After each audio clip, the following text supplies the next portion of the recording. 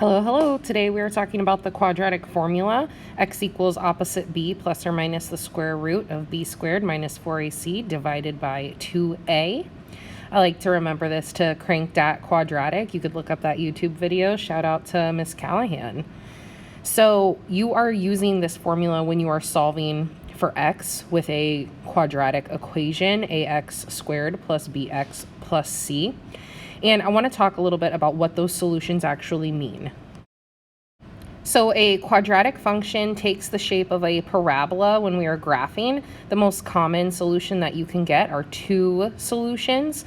Those solutions are x-intercepts of the graph. So what you're actually finding are two real rational or two real irrational x-intercepts. When you have two real rational solutions, you can solve by factoring or by using the quadratic formula. The quadratic formula really helps us when we have no solutions, which we'll talk about in a second. Rational means that those solutions are going to be nice and pretty. And by pretty, I mean like a nice 1/2, a good integer, positive or negative there, any type of pretty fraction. By irrational, I mean like 1 plus or minus the square root of 7. Something that if you put in your calculator, you would get a nasty, yucky decimal. When we solve and we get one solution, that means that we have one x-intercept. So that parabola only passes through that x-axis one time. Again, these could look just like the answers for two solutions looks like. You could get a fraction, you could get an integer for a rational solution, or for irrational, you could get one of those icky, yucky decimal. The only difference here is that you won't have a positive and a negative solution. You'll just have one solution. The last type of solution that we could get is no solution, which just means that we're getting imaginary numbers when we're solving that quadratic equation. This just means that that parabola is hovering up above the x-axis, so it has no x-intercepts, or it could be hovering below the x-axis facing downwards and have no solutions or no x-intercepts. In this first example, I'm going to identify my a, b, and c. The a is the number that's in front of x squared. The b is the number that is in front of x, and the c is the constant, or the term that's at the end that has no variables with it. I like to first set up a skeleton, and then we'll look at some tricks for this. I'm going to set up a little skeleton, x equals negative b. So I'm going to plug that negative 17 in for b, plus or minus the square root of b squared minus 4 times a times c, which I'm just setting up the parentheses, and then I'll go ahead and plug those numbers in. So my b is negative 17, so I'll put that in there. My a is 3, and my c is 10. That whole entire numerator is divided by 2 times the a value. So 2 times a set of parentheses, and I'll plug in that a is 3. Here's where the problem starts. If you don't substitute these numbers in properly, then you will get the wrong answer. So start thinking about that negative b as the opposite of b. Notice as we're simplifying that negative 17, it is a positive 17. So you could just start setting that up as the opposite of b. I'm going to go ahead and simplify what's inside of here. I don't know what 17 squared is, so it is 289. Put that in my calculator. Use the tools. Don't sit there and panic. Use your calculator. Use those tools. And here I'll multiply 4 times 3 is 12, and then 12 times 10 is 120. Didn't need my calculator for that one. Then at the bottom, 2 times 3. And here I'll just simplify everything that's left. Again, if you get to this point and you don't know if 169 is a perfect square, test it out in your calculator. Put the square root of 169 into your calculator and see what you get. Because we get this nice pretty integer, 13, we can go ahead and set up two separate fractions. I'm going to set up 17 plus 13 over 6 and 17 minus 13 over 6. So this is going to give me two real solutions because I don't have any negatives underneath that radical. It will give me two real rational solutions because I have no more radicals left in my numerator. For the first solution, 17 plus 13 is going to give me 30 over 6. And for the second solution, I'm going to get 7 minus 13, which is 4. So 4/6. Both of these can be reduced. 30 divided by 6 is just 5. And then 4 6, I could divide both numerator and denominator by 2, and I'll get a nice, pretty 2/3. So we get two real solutions here, which means that those are two x-intercepts on a graph. Two solutions, two real rational solutions. They are two x-intercepts on a graph.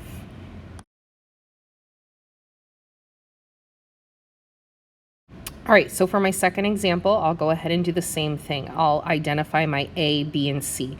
This seems like a baby step, but it does help you organize. So let's think of this as opposite B, so positive 30, plus or minus the square root of B squared minus 4 times A times C. I'm simply substituting in my B, my A, and my C value. Then here at the bottom will be 2 times A, which is just 2 times 5. Now it just calls for simplification. So I'm going to simplify what's underneath that radical first. So 30 squared, doesn't matter if it's negative 30 or positive 30, they're both going to give me positive 900. I'm multiplying negative 4 times 5, but then negative 20 times negative 3, which gives me a positive 60 in the middle. And I'll go ahead and simplify that 2 times 5 in the denominator, which is 10. Here I'll add 900 plus 60, which gives me 960. When we test out the square root of 960 in our calculators, we see that we get a gross decimal. So that 960 is going to need to be simplified a little bit more. So I'm going to try to split up that 960. I'm going to divide it by a perfect square that I know. Start with the biggest perfect squares that you know. So I divided by 100, I got 9.6. I divided by 81, I got a gross decimal. And then I divided by 64, which gives me 15. So now I can split that 960 up into 64 times 15. So it's basically like I'm factoring that 960 into a perfect square times whatever other number. So now I can continue to simplify this. I can take the square root of 64. I'll keep that 30 plus or minus. That you can barely see that minus sign there. The square root of 64 is 8. I ate and I ate and I ate some more. 8 times 8 is 64. The square root of 15 is a gross yucky decimal, so that's got to stay in the house. And then here we can simplify 38 and 10. We can divide all three of those numbers by 2. Notice how I'm not touching the square root of 15. That's got to stay the way that it is. It's a yucky gross decimal. So our final answer is 15 plus or minus 4 times the square root of 15 over 10. Thinking about what those answers mean, that 15 plus 4 times the square root of 15 all divided by 10 is a really gross decimal. So these are still two real numbers, but they're irrational solutions. So we still have 2 points on an x-axis. They're just yucky gross decimals. Let's take a look at this next example. Let's go ahead and plug in everything. X equals opposite of b, so negative 1 plus or minus the square root of b squared, 1 squared, minus 4 times a times c, so 4 times 2 times 1, all divided by 2 times a, or 2 times 2. We got to simplify everything inside of parentheses first. If you plug this in your calculator, make sure that you type in those parentheses where they're supposed to go. Make sure it looks exactly like you wrote it. So you try from here. Finish simplifying everything up until the end of the radical. Come back when you're done. So from here, you should have had negative 1 plus or minus the square root of negative 7 over 4.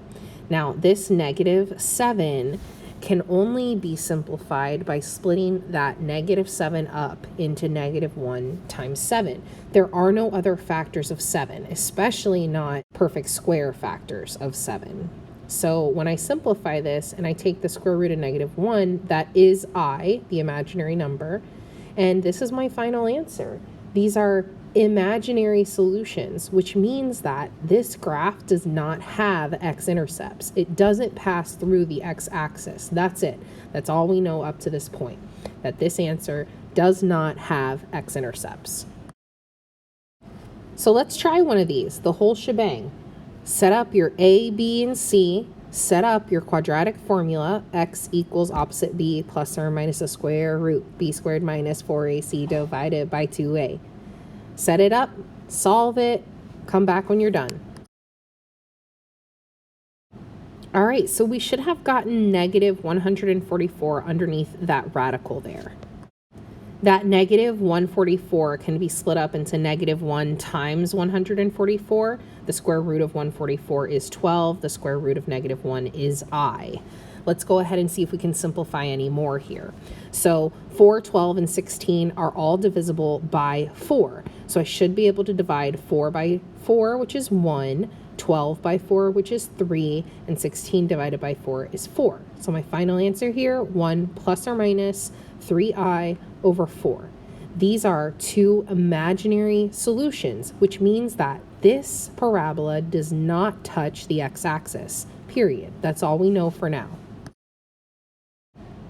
Here's another one to try. Go ahead and use that quadratic formula. Designate your A, B, and C. Plug them into the quadratic formula. And then when you come back, we'll talk about what those solutions mean.